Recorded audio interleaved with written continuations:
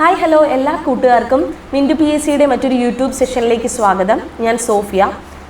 ഇന്ന് നമ്മൾ ഡിസ്കസ് ചെയ്യുന്നത് വളരെ അടുത്ത് തന്നെ, അതായത് ഈ ഒരു വർഷത്തിൽ 2025 തീരുന്നതിന് മുന്നേ തന്നെ PSC നോട്ടിഫിക്കേഷൻ വരാൻ ചാൻസ് ഉള്ള ഒന്നാണ് ചൈൽഡ് ഡെവലപ്മെൻറ്റ് പ്രോജക്റ്റ് ഓഫീസർ എന്ന പോസ്റ്റ് കേട്ടോ.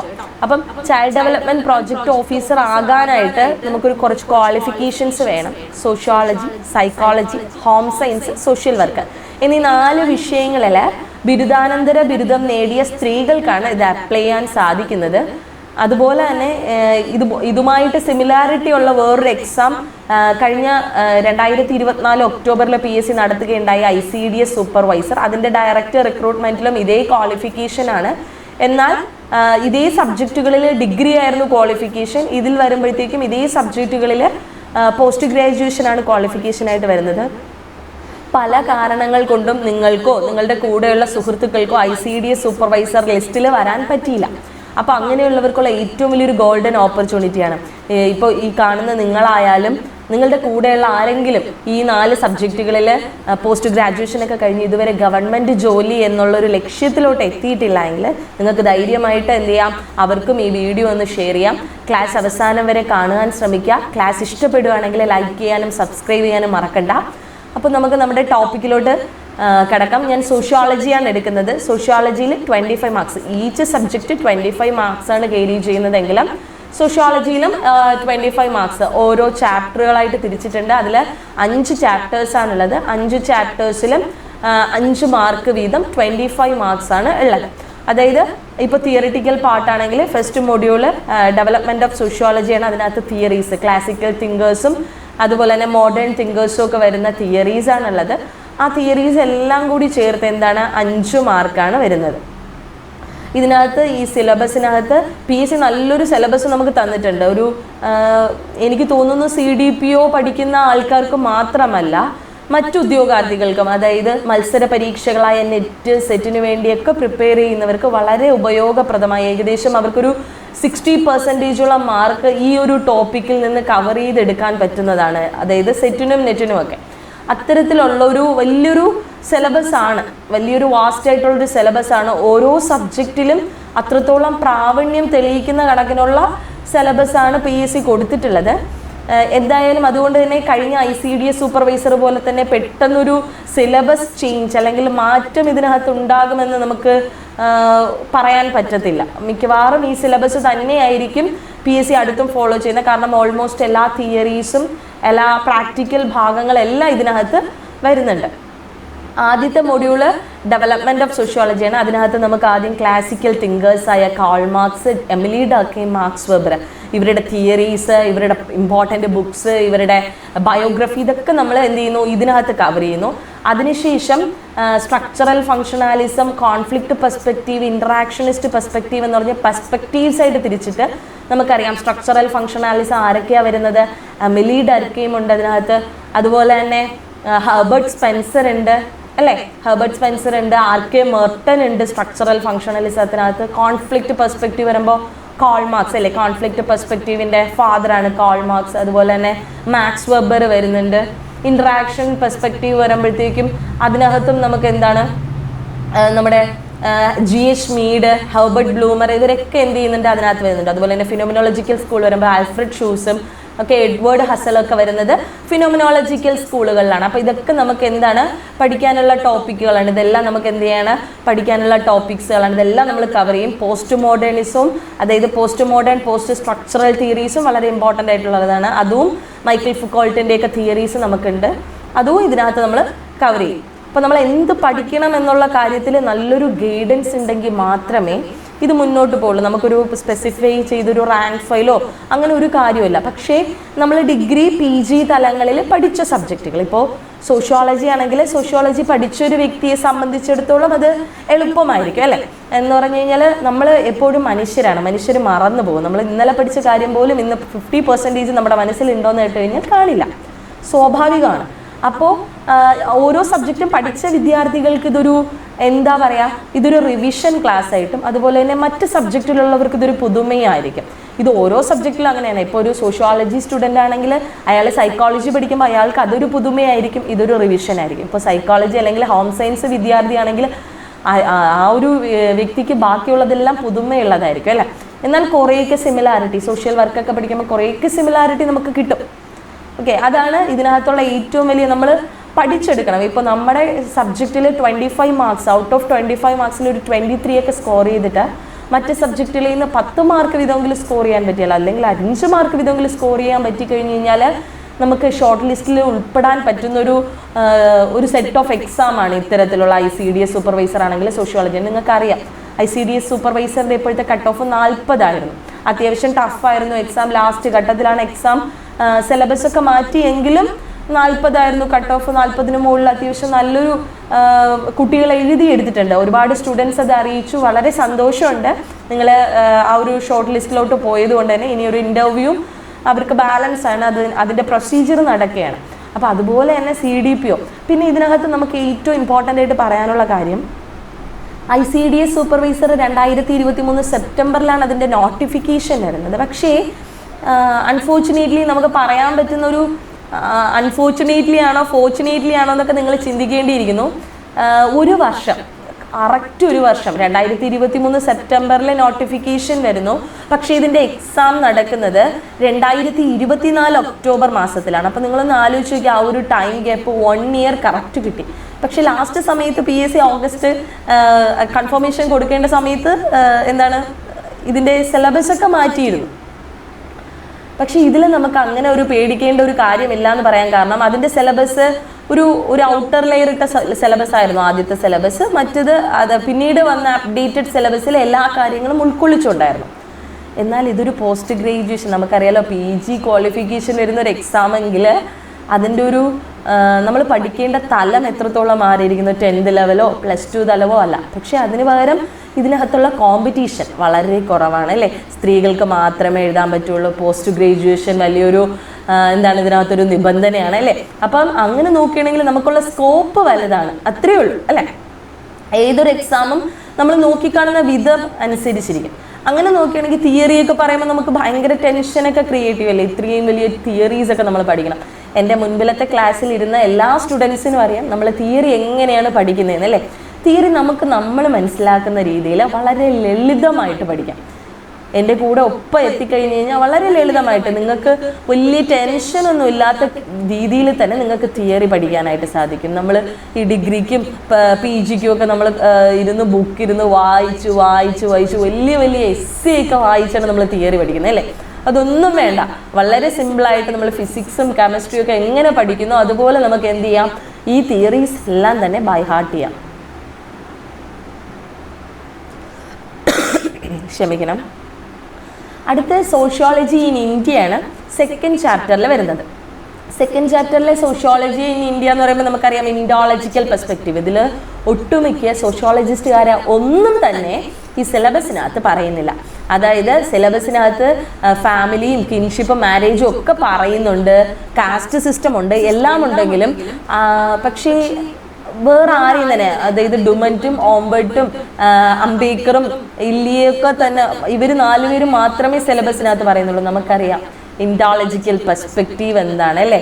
ഈ ഒരു ബുക്കിൻ്റെ സപ്പോർട്ടോടുകൂടി ഇന്ത്യനെ മനസ്സിലാക്കുന്ന ഒരു പെർസ്പെക്റ്റീവാണ് ഇൻഡോളജിക്കൽ പെർസ്പെക്റ്റീവ്. അപ്പോൾ ആ ഇൻഡോളജിക്കൽ പെർസ്പെക്റ്റീവ് എന്താണെന്നും ഇന്ത്യൻ സോഷ്യോളജിയുടെ പിതാവ് ആരാണെന്നും GS ഗുരെ ആരാണെന്നും MN ശ്രീനിവാസ് ആരാണെന്നും ഒക്കെ നമുക്കറിയാമല്ലേ. അതുപോലെ തന്നെ രാധാ കമ്മൽ മുഖർജി, ദേശായി, ഇവരുടെ എല്ലാ ടോപ്പിക്സും നമുക്ക് കവർ ചെയ്യുന്നുണ്ട്. ഇവരുടെ എല്ലാ തിയറീസും ഇതിനകത്ത് തന്നെ വരുന്നുണ്ട്. പക്ഷേ ഇവരുടെ ആരുടെയും പേരെടുത്ത് PSC സിലബസിൽ പറയുന്നില്ല. പക്ഷേ ഇവരുടെ എല്ലാവരുടെയും തന്നെ തിയറീസ് നമുക്കറിയാം അല്ലേ. മാർക്സിയൻ പെർസ്പെക്റ്റീവ് ഉണ്ട്, സ്ട്രക്ചറൽ ഫങ്ഷണലിസ്റ്റ് പെർസ്പെക്റ്റീവ് ഉണ്ട് അല്ലേ, ഫാമിലി ഉണ്ട്, കിൻഷിപ്പ് ഉണ്ട്, മാരേജ് ഉണ്ട്, അതുപോലെ തന്നെ ഫാമിലി ടൈപ്സ് ഓഫ് ഫാമിലി ഉണ്ട്, കാസ്റ്റിൻ്റെ സ്റ്റഡി. MN ശ്രീനിവാസിനെ നമുക്കറിയാലോ, അത് സാൻസ്ക്രിതൈസേഷൻ, വെസ്റ്റേണൈസേഷൻ തിയറീസൊക്കെ ആരുമായിട്ട് ബന്ധപ്പെട്ടിരിക്കുന്നതാണ്, MN ശ്രീനിവാസുമായിട്ട് ബന്ധപ്പെട്ടിരിക്കുന്നത്. അപ്പോൾ ഇതൊക്കെ എന്താണ് നമുക്ക് പഠിക്കാനുള്ള പോർഷൻസിനകത്ത് വരുന്നതാണ്. അപ്പോൾ നമ്മൾ ഈ ഒരു ടോപ്പിക്ക് കാണുമ്പോഴത്തേക്കും നെറ്റിൽ സെർച്ച് ചെയ്യുമ്പോൾ കുറേ എസ്സേസ് നമുക്ക് കിട്ടുമെന്നല്ലാണ്ട് ഈ വ്യക്തികളുമായി റിലേറ്റ് ചെയ്തിരിക്കുന്നു എന്നുള്ളത് നമുക്കൊരു കറക്റ്റ് ഒരു ഗൈഡൻസ് ഉണ്ടെങ്കിൽ മാത്രമേ എന്ത് ചെയ്യാൻ പറ്റുള്ളൂ.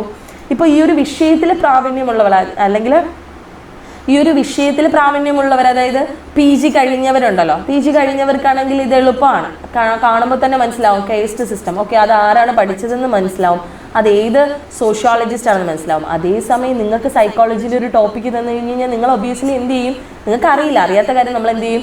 എപ്പോഴും നമ്മൾ ചെയ്യുന്നത് എന്താണ്? നെറ്റിൽ സെർച്ച് ചെയ്ത് നോക്കും അല്ലേ? നെറ്റിൽ സെർച്ച് ചെയ്ത് നോക്കുമ്പോൾ കുറച്ച് നോട്ട്സ് കിട്ടും, അത് വായിക്കും. എന്നാൽ അതിനപ്പുറം നമുക്ക് എന്ത് ചെയ്യാൻ പറ്റില്ല, ഒരു ഗൈഡായിട്ട്, അതായത് അല്ലെങ്കിൽ ഒരു റാങ്ക് ഫയൽ ആയിട്ടൊന്നും നമുക്ക് എന്ത് ചെയ്യാൻ പറ്റില്ല, പഠിക്കാൻ പറ്റില്ല അല്ലേ ഇത്. അപ്പോൾ അത് നിങ്ങൾ കൃത്യമായിട്ട് നോക്കുക. എന്നോടൊപ്പം ചേർന്ന് വന്നു കഴിഞ്ഞ് കഴിഞ്ഞാൽ നമുക്കിത് ക്രാക്ക് ചെയ്യാം, അത്രയേ ഉള്ളൂ. 1 വർഷം ആവട്ടെ 2 വർഷം ആവട്ടെ, നോട്ടിഫിക്കേഷൻ എന്ന് എത്ര ദിവസം എടുത്താലും നമ്മൾ ഈ പോർഷൻസ്, ഇപ്പോൾ 1 മാസം ആയാൽ പോലും നമ്മൾ ഈ പോർഷൻസ് തീർത്തിട്ടേ എക്സാം ഹാളിലോട്ട് പ്രവേശിക്കുള്ളൂ അല്ലേ. അടുത്ത മൊഡ്യൂൾ 3യിൽ നമ്മൾ ICD സൂപ്പർവൈസർ പഠിച്ചവർക്ക് ഇതൊരു പ്ലസ് പോയിന്റ് ആണ് അല്ലേ. ഗ്ലോബലൈസേഷനും ഡെവലപ്മെന്റും സോഷ്യൽ പ്രോബ്ലംസും ഒക്കെ അവരവിടെ പഠിച്ചിട്ടുണ്ട്. പക്ഷെ ഇത് ഇത്തിരി കൂടി ഒന്ന് ഡീപ്പായിട്ട് നമ്മളിവിടെ നോക്കും. ഓക്കെ, ഗ്ലോബലൈസേഷൻ, അതിൻ്റെ സോഷ്യൽ ഇമ്പാക്റ്റ് എന്താണ്, അതുപോലെ തന്നെ നാച്ചുറൽ റിസോഴ്സിൻ്റെ ഡിപ്ലീഷൻ അല്ലേ, എൻവയോൺമെന്റൽ ഡീഗ്രഡേഷൻ, ഡിസ്പ്ലേസ്മെന്റ്, നർമ്മദ ബച്ചാവോ ആന്തോളനൊക്കെ നമുക്ക് അറിയാവുന്ന കുറേ മൂവ്മെന്റ്സുകളാണ് അല്ലേ, ഡിസ്പ്ലേസ്മെന്റുമായിട്ട്, ഡെവലപ്മെന്റ് ഇൻഡ്യൂസ്ഡ് ഡിസ്പ്ലേസ്മെന്റുമായിട്ട് ബന്ധപ്പെട്ടിട്ടുള്ളത്. അതുപോലെ തന്നെ എൻവയോൺമെന്റൽ pollutions, waste management, deforestation, global warming, potential global warming, ഇതൊക്കെ തന്നെ നമ്മൾ ഇതിനകത്ത് കവർ ചെയ്യുന്ന കുറേ ടോപ്പിക്സ് ആണ്. അതുപോലെ തന്നെ ജെൻഡർ ഇഷ്യൂസ് ഇതിനകത്ത് വരുന്നുണ്ട്. പോവർട്ടി അലിവേഷൻ പ്രോഗ്രാംസ്, ഏകദേശം ഒരു 50ഓളം സ്കീംസ് നമ്മുടെ ഇന്ത്യ ഗവൺമെന്റ് തന്നെ എന്ത് ചെയ്തിട്ടുണ്ട്, പോവർട്ടി അലിവേറ്റ് ചെയ്യാനായിട്ട് വന്നിട്ടുണ്ട് അല്ലേ. അങ്ങനെ പോവർട്ടി അലിവേഷനായിട്ട് ബന്ധപ്പെട്ടിട്ടുള്ള ഒരു പഞ്ചവത്സര പദ്ധതി ഉണ്ട്. ഏതാണെന്ന് പറയാമോ? 5ാമത്തെ പഞ്ചവത്സര പദ്ധതി അല്ലേ. 5ാമത്തെ പഞ്ചവത്സര പദ്ധതി ഉണ്ട് നമുക്ക് ഇതിനകത്ത് പഠിക്കാനായിട്ട്. Mahatma Gandhi national rural employment guarantee scheme, നമുക്കറിയാം 2006 ഫെബ്രുവരിയിലാണ് ഇത് നിലവിൽ വരുന്നത് അല്ലേ.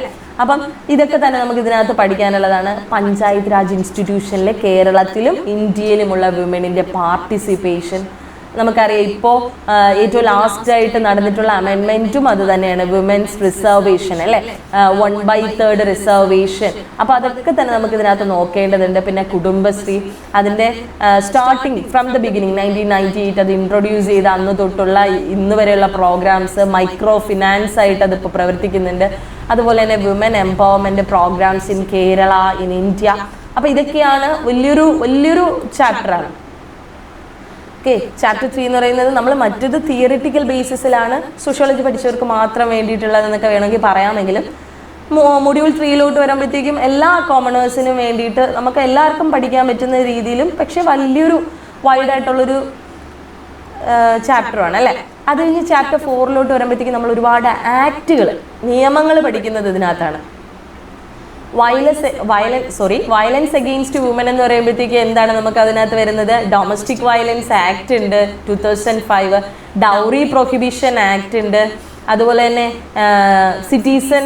സീനിയർ സിറ്റിസൺഷിപ്പ് ആക്ട് ഉണ്ട് 2007, അതുപോലെ തന്നെ എന്താണ് ചൈൽഡ് ലേബർ പ്രൊഹിബിഷൻ ആക്ട് ഉണ്ട്, പോക്സോ ആക്ട് ഉണ്ട് അല്ലേ. ഇതെല്ലാം തന്നെ, അതുപോലെ തന്നെ ട്രാൻസ്ജെൻഡേഴ്സ് ആക്ട് ഉണ്ട്. ഇതെല്ലാം നമുക്ക് ഇതിനകത്ത് സെക്ഷൽ മൈനോറിറ്റീസിൻ്റെ പ്രോബ്ലംസ് എല്ലാം നമ്മൾ ഇതിനകത്ത് പഠിക്കുന്ന ഒന്നാണ് കേട്ടോ. അപ്പോൾ ഇതെല്ലാം ഇതിനകത്ത് വരുന്നതാണ്. 4th മൊഡ്യൂളെല്ലാം അങ്ങനെയുള്ള കാര്യങ്ങളാണ്. പിന്നെ അതിൽ തന്നെ കുറേ കമ്മീഷൻസ്, ബാക്ക്വേർഡ് കമ്മീഷൻസ് ഒക്കെ നമ്മൾ പഠിക്കും കേട്ടോ. SC/ST കമ്മീഷൻസ്, ബാക്ക്വേർഡ് കമ്മീഷൻ, അതുപോലെ തന്നെ അതുമായി ബന്ധപ്പെട്ട കമ്മിറ്റീസ്. ഓക്കെ, പഞ്ചായത്ത് രാജ് പഠിക്കുമ്പോഴത്തേക്കും പഞ്ചായത്ത് രാജുമായി ബന്ധപ്പെട്ട ബൽവന്ത് റോയ് മേത്ത കമ്മിറ്റി, അശോക് മേത്ത കമ്മിറ്റി, ഇതൊക്കെ നമ്മൾ എന്ത് ചെയ്യും ഇതിനകത്ത് കവർ ചെയ്ത് പോകുന്ന കാര്യങ്ങളാണ്. ഒരുപാട് PSC ഒക്കെ പഠിച്ചിരിക്കുന്ന ഒരുപാട് പേർക്ക് അറിയാമെന്നുള്ള കാര്യമാണ്. ഇല്ലെങ്കിലും കുഴപ്പമില്ല, നമ്മൾ എന്ത് ചെയ്യും ഈ ടോപ്പിക്കിനകത്ത് നമ്മളിതെല്ലാം കവർ ചെയ്യും. ഇനി ലാസ്റ്റത്തെ മൊഡ്യൂൾ, ഏറ്റവും എളുപ്പമുള്ള ഈ നമ്മുടെ 5 മൊഡ്യൂളിൽ അല്ലെങ്കിൽ 5 ചാപ്റ്റേഴ്സിൽ ഏറ്റവും മാർക്ക് സ്കോർ ചെയ്യാൻ പറ്റുന്ന ഏറ്റവും സിമ്പിളായിട്ടുള്ളൊരു ചാപ്റ്ററാണ്. ഇതൊക്കെ പറയുമ്പോഴത്തേക്കും ഇത് പഠിച്ച വിദ്യാർത്ഥികൾ എന്നെ വന്ന് ഓടിക്കും. പക്ഷേ ഞാൻ സീരിയസ് ആയിട്ട് പറയാം, ഏറ്റവും എളുപ്പമുള്ള ഒരു പോർഷനാണ് റിസർച്ച് മെത്തേഡ്സ്. നമുക്ക് ഏറ്റവും മാർക്ക് സ്കോർ ചെയ്യാൻ പറ്റുന്ന, PSCയുടെ പോയിന്റ് ഓഫ് വ്യൂവിൽ ഏറ്റവും മാർക്ക് സ്കോർ ചെയ്യാൻ പറ്റുന്ന ഒന്നാണ് സോഷ്യൽ റിസർച്ച് മെത്തേഡ്സ്. അതിൽ വളരെ കുറച്ച് കാര്യങ്ങളുടെ കോൺസെപ്റ്റ് എന്താണെന്ന് നിങ്ങൾക്ക് ഒരാൾ ക്ലിയർ ആയിട്ട് പറഞ്ഞ് മനസ്സിലാക്കി തന്നു കഴിഞ്ഞ് കഴിഞ്ഞാൽ അത്രയും മതി. അത്ര നല്ല ടോപ്പിക്കാണ് കേട്ടോ ഇത്. ചിലപ്പോൾ ഈ പഠിച്ചവരൊക്കെ ആണെങ്കിൽ എന്നെ ഓടിക്കും, മിക്കവാറും ഓടിക്കും. പക്ഷേ സത്യം പറയാം, ഇത് നമ്മൾ ആ ഒരു കോൺസെപ്റ്റ് ക്ലിയർ ആയിട്ട് നമ്മുടെ മനസ്സിലുണ്ടെങ്കിൽ ഏറ്റവും സിമ്പിളായിട്ട് പഠിക്കാൻ പറ്റുന്ന, അതുപോലെ തന്നെ എല്ലാ വിഷയക്കാർക്കും, സൈക്കോളജിക്കാർക്കും ഹോം സയൻസുകാർക്കും സോഷ്യൽ വർക്കുകാർക്കും സുപരിചിതമായിട്ടുള്ള ഒരു ടോപ്പിക്കാണ്. കാണുമ്പോൾ ഇത്ര വലിയ ഭയങ്കരമാണ്, അപ്ലൈഡ് സോഷ്യൽ സയൻസ് ഉണ്ട്, ബേസിക് സോഷ്യൽ, അതൊന്നും വിചാരിക്കേണ്ട. പാർട്ടിസിപ്പേറ്ററി മെത്തേഡ്സോ അതൊക്കെ എന്താണെന്നൊക്കെ നിങ്ങൾ വിചാരിക്കും, പക്ഷെ നമുക്കത് എളുപ്പമാണ് കേട്ടോ. ആ ഒരു ടോപ്പിക്കിനെ പറ്റി വേറെ ടെൻഷനൊന്നും വേണ്ട, നമ്മൾ ലാസ്റ്റ് മൊമെൻറ്റിലാണെങ്കിൽ പോലും തീർക്കാൻ പറ്റിയ ഒരു ടോപ്പിക്കാണ്. ഓക്കെ, അപ്പോൾ നിങ്ങൾക്ക് സിലബസിനെ പറ്റിയിട്ട് എല്ലാ കാര്യങ്ങളും മനസ്സിലായെന്നാണ് ഞാൻ വിശ്വസിക്കുന്നത്. നമുക്ക് കുറച്ച് ഒരു സോഷ്യോളജിയെ പറ്റിയിട്ട്, സോഷ്യോളജിയുടെ എമർജൻസും കുറച്ച് കാര്യങ്ങൾ നമുക്കിന്ന് ഡിസ്കസ് ചെയ്യാം. അത് കഴിഞ്ഞ് ബാക്കിയുള്ള എല്ലാം തന്നെ നമ്മൾ നെക്സ്റ്റ് ക്ലാസ്സിൽ എന്ത് ചെയ്യും, ഡിസ്കസ് ചെയ്യും കേട്ടോ.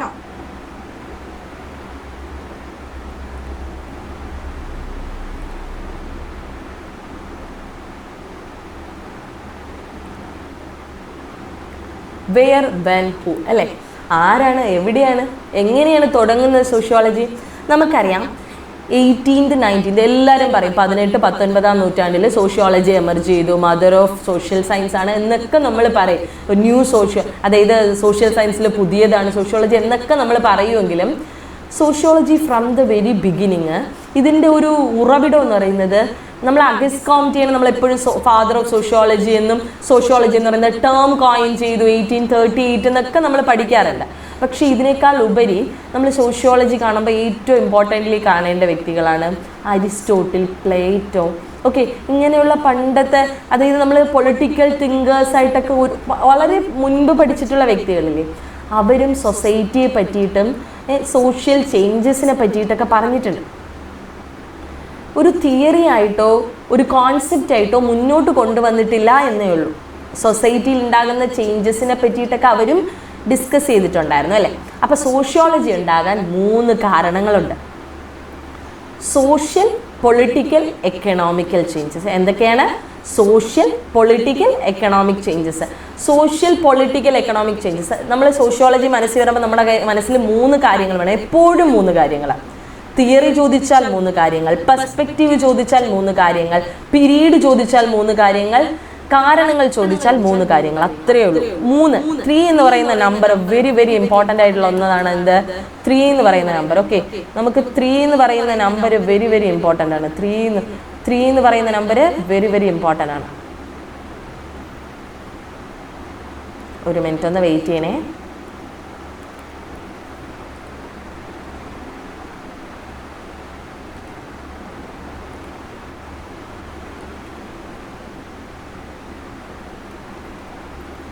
ഓക്കെ, 3 എന്ന് പറയുന്ന നമ്പർ നമുക്ക് വെരി വെരി ഇമ്പോർട്ടൻ്റ് ആണ്. ഫസ്റ്റ് ഓഫ് ഓൾ സോഷ്യൽ അല്ലേ? ഈ സോഷ്യൽ ചേഞ്ചസ് ഉണ്ടായത് എവിടെയാണെന്ന് നോക്കിക്കോളണേ. എൻലൈറ്റ്മെൻറ്റ് പീരീഡ് നമ്മളെല്ലാവരും കേട്ടിട്ടുണ്ട് അല്ലേ? Enlightenment period.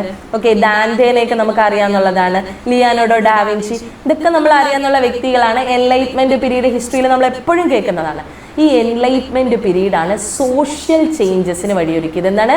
സോഷ്യൽ ചേഞ്ചസിന് വഴിയൊരുക്കിയത് എൻലൈറ്റ്മെൻറ്റ് പീരീഡ്. അപ്പം 3 കാര്യങ്ങളാണ് നമ്മുടെ 3 ചേഞ്ചസ്. ഓക്കെ, 3 ചേഞ്ചസ് ആണ് നമ്മുടെ സോഷ്യോളജിയുടെ എമർജൻസ്. അതിലൊന്ന് സോഷ്യൽ ചേഞ്ചാണ്, അത് എൻലൈറ്റ്മെൻറ്റ് പീരീഡ്. ദെൻ നമുക്ക് എല്ലാവർക്കും അറിയാം 1789 ഫ്രഞ്ച് റെവല്യൂഷൻ. അടുത്തൊരു മെയിൻ ഇമ്പോർട്ടൻ്റ് പൊളിറ്റിക്കൽ ചേഞ്ച്. സൊസൈറ്റിയിൽ ഒരു പൊളിറ്റിക്കൽ ചേഞ്ച് ഉണ്ടാവും. സൊസൈറ്റിയിലെ സോഷ്യൽ ചേഞ്ച് മാത്രമല്ല, സൊസൈറ്റിയിൽ ഒരു പൊളിറ്റിക്കൽ ചേഞ്ച് ഉണ്ടാകും എന്ന് പറഞ്ഞത് ഏതാണ്? ഫ്രഞ്ച് റെവല്യൂഷനാണ്. ഓക്കെ, സൊസൈറ്റിയിൽ ഒരു പൊളിറ്റിക്കൽ ചേഞ്ച് ഉണ്ടാവും. മൂന്നാമത് ഇക്കണോമിക് ചേഞ്ച്. ഓക്കെ, സൊസൈറ്റിയിൽ ഒരു ഇക്കണോമിക് ചേഞ്ച് ഉണ്ടാവും. എവിടെ നിന്നാണ്? Industrial revolution. ഓക്കെ, ഇൻഡസ്ട്രിയൽ റെവല്യൂഷനിലെ നമ്മൾ സ്റ്റീം എഞ്ചിൻ കണ്ടെത്തി, അതുപോലെ തന്നെ കടൽ മാർഗം കണ്ടെത്തി. അതൊരു ഇക്കണോമിക് പരമായിട്ട്, അതായത് നമ്മുടെ സാമ്പത്തികപരമായിട്ടുള്ള സമൂഹത്തിന്റെ മുന്നേറ്റമായിരുന്നു ഇൻഡസ്ട്രിയൽ റെവല്യൂഷൻ അല്ലേ? ഒരുപാട് മിഷനറീസ് കണ്ടെത്തി, നമ്മൾ ട്രേഡ് മാർക്കറ്റിംഗ് ഒക്കെ തുടങ്ങിയത് ഇൻഡസ്ട്രിയൽ റെവല്യൂഷനാണ്. അപ്പം 3 പീരീഡ് നമ്മുടെ മനസ്സിലുണ്ടായിരിക്കണം. Enlightenment period, French revolution, industrial revolution.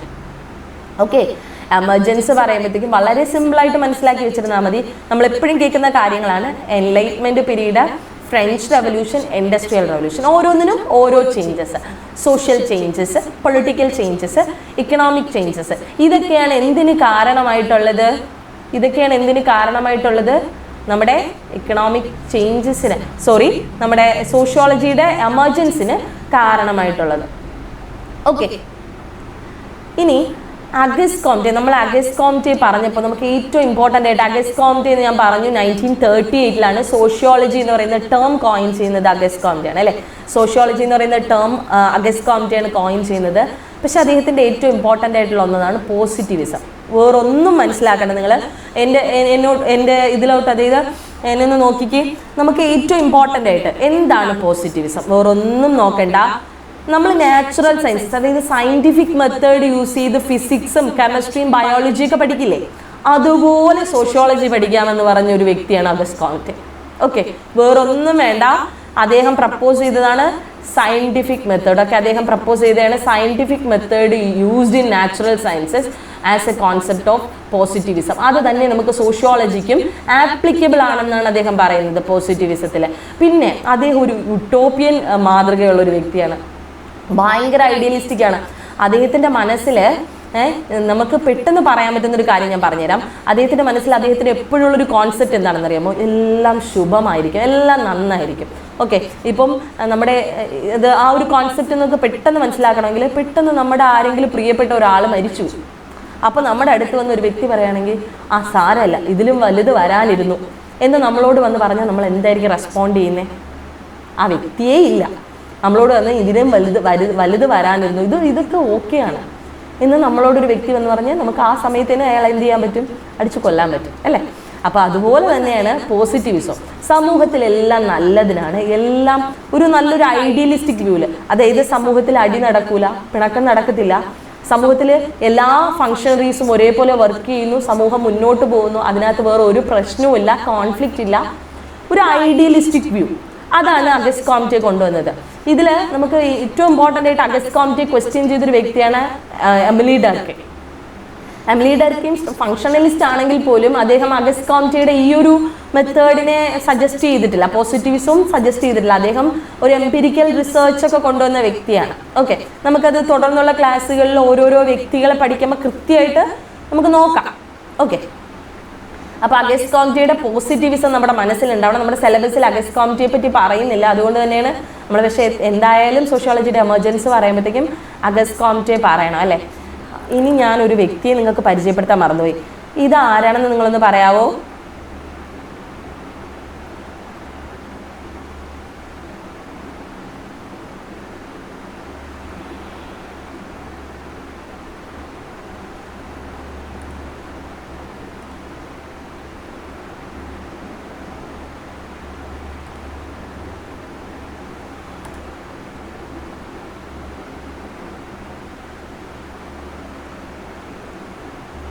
എൻ്റെ ഹാൻഡ് റൈറ്റിംഗ് ഒന്നും വലിയ രസമൊന്നും ഉള്ളതല്ല. ഇത് ആരാണെന്ന് നിങ്ങളൊന്ന് പറയാമോ? നമ്മൾ ഇമ്പോർട്ടൻ്റ്ലി എപ്പോഴും ഫാദർ ഓഫ് സോഷ്യോളജി പറയും അല്ലേ. ഹാരിയറ്റ് മാട്രീൻ എന്ന് പറയുന്ന ഒരു വ്യക്തിയുണ്ട്, എന്താണ് മദർ ഓഫ് സോഷ്യോളജി എന്ന് അറിയപ്പെടും. അപ്പോൾ ഹാരിയറ്റ് മാട്രീനെ നമ്മൾ ഇതിനകത്ത് പഠിക്കേണ്ട ഒരു വ്യക്തിയാണ് കേട്ടോ, ഇമ്പോർട്ടൻ്റ്ലി നമ്മൾ നോക്കേണ്ട ഒരു വ്യക്തിയാണ്. ഇനി functional perspective, conflict perspective, interactionist perspective. നമ്മൾ പറഞ്ഞ എല്ലാത്തിലും ഒരു 3 കാര്യം നമ്മൾ നോക്കണമെന്നല്ലേ. 3 ചേഞ്ചസ് വന്നു സൊസൈറ്റിയിൽ. അപ്പോൾ എന്തുണ്ടായി? സോഷ്യോളജി ഉണ്ടായി. Social change, political change, economic change. അതുപോലെ 3 പീരീഡ് അതിനകത്ത് വന്നു. Enlightenment period, French revolution, industrial revolution അല്ലെ. 3 ഇൻസിഡൻസ് ഉണ്ടായി. അതുപോലെ തന്നെ 3 വ്യക്തികളുണ്ട്, 3 പെർസ്പെക്റ്റീവ് ഉണ്ട് നമ്മുടെ കയ്യിൽ. എന്തൊക്കെയുണ്ട്? 3 വ്യക്തികളുണ്ട്, 3 പെർസ്പെക്റ്റീവ് ഉണ്ട് നമ്മുടെ കയ്യിൽ. കണ്ടോ, 3 വ്യക്തികളും 3 പെർസ്പെക്റ്റീവ് ഉണ്ട്. First functionalist perspective. എന്തായിരിക്കും ഫങ്ഷണലിസ്റ്റ് പെർസ്പെക്റ്റീവ്? ഒന്നുമല്ല, ഒരു സൊസൈറ്റിയെ ഒരു ബോഡിയായിട്ട് നമ്മൾ കൺസിഡർ ചെയ്യുക. ഓക്കെ, നമ്മൾ ഹെർബർട്ട് സ്പെൻസർ ഒക്കെ പറഞ്ഞ പോലെ ഒരു ബോഡിയായിട്ട് കൺസിഡർ ചെയ്യുക. ബോഡിയിൽ ഡിഫറെൻറ്റ് പാർട്സ് ഉണ്ട് അല്ലേ. പാർട്സ് എല്ലാം കൂടി വർക്ക് ചെയ്ത് കഴിഞ്ഞ് കഴിഞ്ഞാൽ ബോഡി ഫങ്ഷനിങ് ആവും. അതുപോലെ തന്നെ സൊസൈറ്റിയിൽ ഡിഫറെൻറ്റ് പാർട്സ് ഉണ്ട്. അതായത് സോഷ്യൽ ഹ്യൂമൻ ബീങ് അല്ലെങ്കിൽ സോഷ്യൽ ഫിനോമിന എന്ന് പറയുന്ന നമ്മളൊരു പാർട്ടാണ്. അതുപോലെ ഒരു കൾച്ചറൽ ഇൻസ്റ്റിറ്റ്യൂഷൻ, വന്നു കഴിഞ്ഞാൽ അതും ഒരു പാർട്ടാണ് അല്ലെ. കൾച്ചറൽ ഇൻസ്റ്റിറ്റ്യൂഷൻ വന്നു കഴിഞ്ഞാൽ അതും ഒരു പാർട്ടാണ്. ഒരു കൾച്ചറൽ ഇൻസ്റ്റിറ്റ്യൂഷൻ വന്നു കഴിഞ്ഞാൽ അതും ഒരു പാർട്ടാണ്. അതുപോലെ തന്നെ വേറെ എന്തൊക്കെ വന്നു കഴിഞ്ഞാൽ അതൊരു പാർട്ടായിട്ട് മാറും. കൾച്ചറൽ ഇൻസ്റ്റിറ്റ്യൂഷൻ മാത്രമല്ല, അതോടൊപ്പം തന്നെ ഒരു സ്കൂൾ വന്നു കഴിഞ്ഞ് കഴിഞ്ഞാൽ അത് സൊസൈറ്റിയുടെ ഭാഗമാണ് അല്ലെ. ഒരു സ്കൂൾ വന്നു കഴിഞ്ഞ് കഴിഞ്ഞാൽ അത് സൊസൈറ്റിയുടെ ഭാഗമാണ്. അപ്പൊ ഇതൊക്കെ തന്നെ എന്താണ്, സൊസൈറ്റിയുടെ ഓരോരോ പാർട്സ് ആണ് അല്ലേ. ഒരു റിലീജിയസ് ഇൻസ്റ്റിറ്റ്യൂഷൻ ഒരു സൊസൈറ്റിയുടെ പാർട്ടാണ്. അതുപോലെ ഇതുപോലെ വരുന്ന ഒരുപാട് ഫങ്ഷണൽ, അതായത് ഒരുപാട് ഫങ്ഷൻസ്, ഒരുപാട് പാർട്സ് ചേർന്നിട്ട് സൊസൈറ്റി എന്ത് ചെയ്യുന്നു, ഫങ്ഷൻ ചെയ്യുന്നു. ഇതാണ് ഫങ്ഷണലിസ്റ്റ് പെർസ്പെക്റ്റീവ്. എന്നാൽ കോൺഫ്ലിക്റ്റ് പെർസ്പെക്റ്റീവ് നമുക്കറിയാം. കോൺഫ്ലിക്റ്റ് പെർസ്പെക്റ്റീവിന്റെ എന്താണ് ഫാദറാണ് കാൾ മാർക്സ്. പണ്ട് തൊട്ടേ നമ്മൾ എക്കണോമിക്കിലൊക്കെ സർപ്ലസ് വാല്യൂ ഒക്കെ പഠിച്ചിട്ടുണ്ട് അല്ലെ. അപ്പൊ ഇതൊക്കെ പഠിക്കുമ്പോൾ അതുപോലെ തന്നെ ക്ലാസ് കോൺഫ്ലിക്റ്റ് ഒക്കെ നമ്മൾ എന്ത് ചെയ്തിട്ടുണ്ട്, പൊളിറ്റിക്കൽ സയൻസിലൊക്കെ പഠിച്ചിട്ടുള്ളതാണ്. കോൺഫ്ലിക്റ്റ് പെർസ്പെക്റ്റീവില് ക്ലാസ് കോൺഫ്ലിക്റ്റ് തന്നെയാണ് പറയുന്നത്. അദ്ദേഹം സത്യസന്ധമായിട്ടൊരു കാര്യം പറഞ്ഞു, സൊസൈറ്റിയിൽ അടി ഉണ്ടാവും. സൊസൈറ്റിയിൽ ഒരു ഗുഡ് തിങ് ഉണ്ടെങ്കിൽ ഒരു ബാഡ് തിങ്ങും ഉണ്ട്. ഓക്കെ, സൊസൈറ്റി ഒരു ഹാർമണിയിൽ പോകുന്നുണ്ടെങ്കിൽ ആ ഹാർമണി കളയാനായിട്ട് ഡൈസ്ഫങ്ഷൻസും ഉണ്ടാവും. ഓക്കെ, മനസ്സിലായോ? കോൺഫ്ലിക്റ്റ് പെർസ്പെക്റ്റീവില് മാക്സ് വെബറും അത് തന്നെയാണ് പറയുന്നത്. അപ്പൊ ഒരു സൊസൈറ്റിയിൽ പ്രോളിറ്ററേറ്റ് ഉണ്ട്, അതായത് തൊഴിലാളി വർഗമുണ്ട്. അദ്ദേഹത്തിന്റെ കമ്മ്യൂണിസ്റ്റ് മാനിഫെസ്റ്റോ ഒക്കെ എല്ലാവർക്കും അറിയാവുന്നതാണല്ലോ അല്ലേ. അതുപോലെ തന്നെ ദാസ് ക്യാപിറ്റൽ, ക്യാപിറ്റലിസ്റ്റിക് സൊസൈറ്റി ഉണ്ട്, പ്രോളിഫറേറ്റ് സൊസൈറ്റി ഉണ്ട്. അപ്പൊ ഇവർ രണ്ടുപേരും തമ്മിൽ പവറിന് വേണ്ടിയിട്ട്, അധികാരത്തിന് വേണ്ടി അടിയടക്കും. ഇതെല്ലാ സൊസൈറ്റിയിലും ഉള്ള ഒരു കാര്യമാണ്. ഇപ്പോൾ ഒരു ഫാമിലി എടുത്തു കഴിഞ്ഞ് കഴിഞ്ഞാൽ ഫാമിലിയിൽ പുരുഷന്റെ ആധിപത്യമുണ്ട്, സ്ത്രീയുടെ ആധിപത്യമുണ്ട്, സ്ത്രീയെ അടിച്ചമർത്തുന്നു. ഇതിനെ പറ്റിയിട്ടൊക്കെ സംസാരിച്ചൊരു കോൺസെപ്റ്റാണ് കോൺഫ്ലിക്റ്റ് പെർസ്പെക്റ്റീവ്. ഓക്കെ, എന്നാൽ ഇന്ററാക്ഷനിസ്റ്റ് പെർസ്പെക്റ്റീവ് അതിൽ നിന്നെല്ലാം വ്യത്യസ്തമാണ്. ഒരു വ്യക്തി വേറൊരാളുമായിട്ട് അല്ലെങ്കിൽ വ്യക്തിയോട് തന്നെ ഇന്ററാക്ട് ചെയ്യുമ്പോഴത്തേക്കും നമ്മൾ കുറേ ഇമോഷൻസ് ഉണ്ട്. നമ്മൾ സംസാരിക്കുന്ന മാത്രമല്ല അല്ലേ, സിംബോളിക് ഇന്ററാക്ഷനിസം എന്നൊക്കെ പറയും. നമ്മൾ സംസാരിക്കുന്ന മാത്രമല്ല. ഇപ്പോൾ ഒരാൾ നമ്മളോട് എനിക്ക് വയ്യ എന്ന് പറയുമ്പോൾ അയാളുടെ മുഖത്തുള്ള എക്സ്പ്രഷൻ വെച്ചിട്ട് നമുക്ക് മനസ്സിലാക്കാം അയാൾ എന്ത് കാരണത്താലാണ് വയ്യ എന്ന് പറഞ്ഞത്. ഇപ്പോൾ അദ്ദേഹത്തിന്റെ മാനസിക ബുദ്ധിമുട്ടാണോ അദ്ദേഹത്തിന്റെ ശാരീരിക ബുദ്ധിമുട്ടാണോ ഇതിന് കാരണമെന്ന് നമുക്ക് മനസ്സിലാക്കാൻ പറ്റും. അതൊരു ഇന്ററാക്ഷനിസ്റ്റ് പെർസ്പെക്റ്റീവിൽ വരുന്നതാണ്. GH മേഡൊക്കെ അതിനകത്ത് വരുന്നതാണ്. അതുപോലെ തന്നെ ഹെർബർട്ട് ബ്ലൂമറൊക്കെ ഉണ്ട്. ഹെർബർട്ട് ബ്ലൂമറിന്റെ റിസർച്ച് മെത്തഡോളജി നമുക്ക് പഠിക്കാനുണ്ട്. അപ്പം സൊസൈറ്റിയെ പറ്റി ഒരു 2-3 കോൺസെപ്റ്റ് ഞാൻ ഇതിനകത്ത് പറയുന്നുണ്ട്. ഞാൻ വെറും അതിൻ്റെ പോയിന്റ് മാത്രമേ നിങ്ങൾക്ക് പറയുന്നുള്ളൂ, വെറും പോയിന്റ് മാത്രം. August കോംപ്റ്റീവ് positivism. സൊസൈറ്റിയെ പഠിക്കാനായിട്ട് നമുക്ക് എന്ത് വേണം, ഒരു അറ്റ്ലീസ്റ്റ് ഒരു നാച്ചുറൽ സയൻസിൻ്റെ ഒരു സയൻറ്റിഫിക് മെത്തേഡ് ഉപയോഗിച്ച് നമുക്ക് എന്ത് ചെയ്യാം, സൊസൈറ്റിയെ പഠിക്കാം. ഓക്കെ, നമുക്ക് അങ്ങനെ ഒരു സൊസൈറ്റിയെ പഠിക്കാം. എന്നാൽ ഹെർബർട്ട് സ്പെൻസർ സോഷ്യൽ ഡാർവിനിസം. എന്താണ് സോഷ്യൽ ഡാർവിനിസം? ഡാർവിനിസം എന്താണെന്ന് അറിയാം അല്ലേ. നമ്മളെ പ്ലാന്റും ആനിമലും ഒക്കെ എങ്ങനെയാണ് ഇവോൾവ് ചെയ്ത് വന്നതെന്ന് പറയുന്നത് സോഷ്യൽ ഡാർവിനിസം ആണ് അല്ലേ, ഡാർവിനിസം ആണ്. അപ്പം എന്നാൽ സോഷ്യൽ ഡാർവിനിസം എന്ന് പറയുന്നത് ഇപ്പോൾ ഒരു എന്താണ്, ഗർഭപാത്രത്തിലിരിക്കുന്ന ഒരു ശിശു എങ്ങനെയാണ് ഓരോരോ ബോഡി ഓരോരോ പാർട്സ് ആയിട്ട് ബിൽഡ് ചെയ്താണ് വരുന്നത്.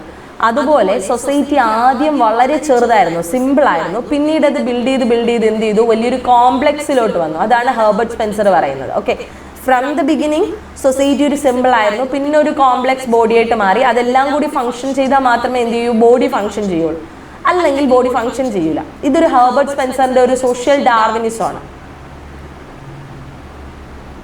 അതായത് സൊസൈറ്റിയിൽ ആദ്യം സോഷ്യൽ ഫിനോമിന, പിന്നെ സോഷ്യൽ ഫിനോമിനയുടെ ഇന്ററാക്ഷൻസ് നടന്നു, പിന്നെ അങ്ങനെ ഓരോരോ കാര്യങ്ങളായിട്ട് നടന്നു.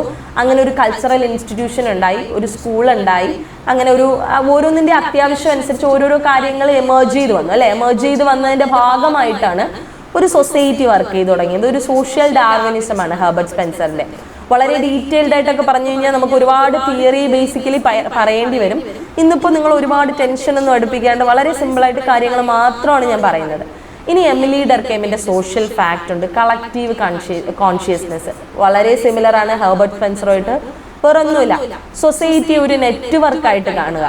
ഒരു നെറ്റ്വർക്കിൽ ഓരോ പാർട്സ് ഉണ്ട് അല്ലേ, നമ്മൾ നെറ്റ്വർക്കിൽ ഓരോരോ പാർട്ട് ഉണ്ടല്ലോ, ഓരോ പാർട്ടും അതിന്റെ ഫംഗ്ഷൻ ചെയ്യണം. എന്നാൽ നെറ്റ്വർക്കിന് മൊത്തമായിട്ട് ഫംഗ്ഷൻ ചെയ്യണമെങ്കിൽ ഓരോ പാർട്ടും ഫംഗ്ഷൻ ചെയ്യണം. ഓരോ പാർട്ടിനും സിംഗിൾ ആയിട്ടും ഫംഗ്ഷൻ ചെയ്യാൻ പറ്റത്തില്ല. മറ്റു പാർട്സ് ഉണ്ടെങ്കിൽ ഇപ്പോൾ എനിക്കൊരു ജോലി ചെയ്യണമെങ്കിൽ എനിക്ക് സിംഗിളായിട്ട് ചെയ്യാൻ പറ്റത്തില്ല, എനിക്ക് വേറൊരാളുടെ സഹായം വേണം. ആ ഒരു കോൺസെപ്റ്റാണ്. അതായത് സൊസൈറ്റി എന്ന് പറയുന്ന ഒരു നെറ്റ്വർക്കാണ്. ആ നെറ്റ്വർക്കിനകത്ത് നമുക്ക് 2-3 പേരുടെ, അതായത് അല്ലെങ്കിൽ 2-3 ഇൻസ്റ്റിറ്റ്യൂഷന്റെ ഒരു സഹായം വേണം. വിദ്യാഭ്യാസം വേണം, നമുക്ക് സ്കൂളിൽ പോകണം, ടീച്ചേഴ്സുമായിട്ട് കുട്ടികളുമായിട്ട് ഇടപഴകണം, ടീച്ചേഴ്സുമായിട്ട് ഇടപഴകണം അല്ലേ. നമ്മൾ സ്കൂളിൽ പോയാൽ മാത്രമേ നമുക്ക് വിദ്യാഭ്യാസം കിട്ടുള്ളൂ. അപ്പോൾ ഒരു പാർട്ട് ഫംഗ്ഷൻ ചെയ്യാനായിട്ട് മറ്റു പാർട്ടിന്റെ ഫങ്ഷൻസ് നമുക്ക് വേണം. ഒരു സോഷ്യൽ ഫാക്റ്റാണ് കളക്റ്റീവ് കോൺഷ്യസ്നെസ്. ഓക്കെ, അതാണ് എമിലി ഡർക്കെയിമിൻ്റെ. ഇത് മാത്രമല്ല, എമിലി ഡർക്കെയിമിൻ്റെത് ഒരുപാട് കോൺസെപ്റ്റുകളുണ്ട്. ഞാനൊരു സൊസൈറ്റി എന്ന് പറയുന്ന കോൺസെപ്റ്റ് മാത്രമാണ് പറഞ്ഞിരുന്നത്. ഇനി കാൾ മാർക്സ് പറഞ്ഞത് ഞാൻ നേരത്തെ പറഞ്ഞ കോൺഫ്ലിക്റ്റ് പെർസ്പെക്റ്റീവാണ്. എന്താണ് റിയാലിസം? റിയാലിസം പറയുമ്പോൾ എന്താണ്? Power conflict. എല്ലാവർക്കും അധികാരം വേണം. ഓക്കെ, പ്രോളിഫറേറ്റ്, അതുപോലെ തന്നെ ബൂർഷ്വാ, ആ ഒരു ക്ലാസ് കോൺഫ്ലിക്റ്റ് പറയുന്നത് എന്താണ്? പ്രോളിഫറേറ്റിന് പവർ വേണം, അതുപോലെ എന്താണ്? ക്യാപിറ്റലിനും പവർ വേണം, അല്ലേ? പവറാണ് അവിടെ ഇമ്പോർട്ടൻറ്റ്. ഒരു സൊസൈറ്റിയിൽ എല്ലാവരും തമ്മിൽ അടിയുണ്ടാക്കുന്നത് എന്തിനാണ്? ഒരു പവറിന് വേണ്ടിയിട്ടാണ്. ഓക്കെ, ഒരു പവറിന് വേണ്ടിയിട്ടാണ്, ഒരു അധികാരത്തിന് വേണ്ടിയിട്ടാണ്. ഇലക്ഷൻ നടത്തുന്നത് എന്തിനു വേണ്ടിയിട്ടാണ്? ഒരു അധികാരത്തിന് വേണ്ടിയിട്ടാണ്. ഓക്കെ, ഇതാണ് റിയാലിറ്റി. സൊസൈറ്റി എപ്പോഴും സ്മൂത്തായിട്ട് പോകണമെന്നില്ല. സൊസൈറ്റിയിൽ എന്തുണ്ട്? നെഗറ്റീവും ഉണ്ടാവാം. ഇത് കാൾ മാർക്സിന്റെ ഒരു ഐഡിയ ആണ്. അതുപോലെ മാക്സ് വെബറും ഇതേപോലത്തെ, അതായത് കാൾ മാർക്സിനെ പോലെ സിമിലർ ആയിട്ട് ഒരു ഐഡിയ പറഞ്ഞ ഒരു വ്യക്തിയാണ്. സോഷ്യൽ ആക്ഷൻ തിയറി നിങ്ങൾക്ക് അറിയായിരിക്കും. റാഷണലൈസേഷൻ ആണ് ഇമ്പോർട്ടൻസ് കൊടുക്കുന്നത്. അതായത് നമ്മൾ എന്താണോ, മനുഷ്യൻ എന്താണോ ചെയ്യുന്നത് അതിനായിരിക്കും നമുക്ക് എന്ത് കിട്ടുന്നത്? ഉത്തരം കിട്ടുന്നത്, അല്ലേ? മനുഷ്യന്റെ പ്രവൃത്തി പോലെയാണ് നമുക്ക് തിരിച്ചു കിട്ടുന്നത്. അല്ലാണ്ട് മൊറാലിറ്റി ഒന്നും ചിന്തിച്ചുകൊണ്ടിരുന്നിട്ട് കാര്യമില്ല. ഇന്നത്തെ കാലത്ത് യുക്തിപരമായി ചിന്തിക്കണം. സൊസൈറ്റി ഉണ്ടായത്, ഒരു മോഡേൺ സൊസൈറ്റി ഉണ്ടായത് യുക്തിയിൽ നിന്നാണ്, റാഷണലൈസേഷനിൽ നിന്നാണ്. ഇതൊക്കെ മാക്സ് വെബറിന്റെ തോട്ടാണ്. ഓക്കെ, അപ്പം ഞാൻ ഇവിടെ വളരെ സിമ്പിളായിട്ട് പറഞ്ഞു കഴിഞ്ഞ് കഴിഞ്ഞാൽ നമുക്ക് 3 പെർസ്പെക്റ്റീവ് ഉണ്ട്. 3 പെർസ്പെക്റ്റീവിലും കുറച്ച് വ്യക്തികളെ ഞാൻ പരിചയപ്പെടുത്തി. ആ വ്യക്തികൾ സൊസൈറ്റി അല്ലെങ്കിൽ സമൂഹത്തെ നോക്കിക്കാണുന്നത്. ഓരോരുത്തരും ഓരോ രീതിയിലാണ് സമൂഹത്തെ നോക്കിക്കാണുന്നത്. ഇപ്പം നമ്മൾ നോക്കിക്കാണുന്നത് പോലെയല്ല നമ്മുടെ വീടിനടുത്തുള്ള വേറൊരാൾ നോക്കിക്കാണുന്നത്, അല്ലേ? അതേപോലെ തന്നെയാണ് ഇവിടെ സോഷ്യോളജിസ്റ്റുകാർ. അഗസ്റ്റ് കോംറ്റെ എന്താണോ കണ്ടത് അതല്ല ഹെർബർട്ട് സ്പെൻസർ കണ്ടത്, അതല്ല കാൾ മാർക്സ് കണ്ടത്. മാക്സ് വെബർ അതിനേക്കാൾ വേറൊരു രീതിയിലാണ് കണ്ടത്. ഇനി ഇന്ററാക്ഷനിസ്റ്റ് പെർസ്പെക്റ്റീവ്സ് വരുമ്പോഴത്തേക്ക് ഇതിനേക്കാളും വേറൊരു വ്യത്യസ്തമാർന്ന ഒരു ചിന്ത നമുക്ക് വരും. ഓക്കെ, ഇതെല്ലാം ഒരു ഔട്ടർ മാത്രമാണ്. നമ്മൾ സിലബസ് സ്റ്റാർട്ട് ചെയ്തിട്ടില്ല. നമ്മൾ എന്തായാലും നെക്സ്റ്റ് ക്ലാസ്സിലോട്ട് മാത്രമേ വളരെ ഡീപ്പായിട്ട് ഓരോ കാര്യങ്ങളും മനസ്സിലാക്കി പോവുള്ളൂ. ഇന്ന് ഞാൻ നിങ്ങൾക്ക് ജസ്റ്റ് എന്താണ് നമ്മൾ പഠിക്കാൻ ഉദ്ദേശിക്കുന്നത്, ഇതൊക്കെയാണ് നമുക്ക് പഠിക്കാനുള്ളത്. നമ്മൾ കോമൺ ആയിട്ട് PSC കാണുന്നത് പോലെയല്ല. തിയറി എന്ന് പറയുമ്പോഴത്തേക്കും ഇത്തിരി ഡിഫറെൻ്റ് ആണ്, അല്ലേ? അപ്പോൾ ഇതൊക്കെയാണ് നമുക്ക് പഠിക്കേണ്ടത് കേട്ടോ.